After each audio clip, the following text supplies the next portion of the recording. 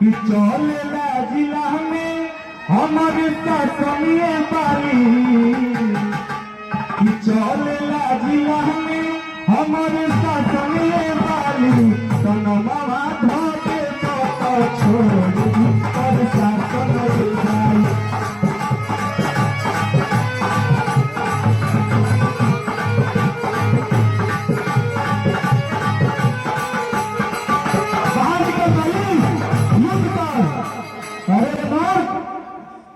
शायद तुम्हें पता नहीं है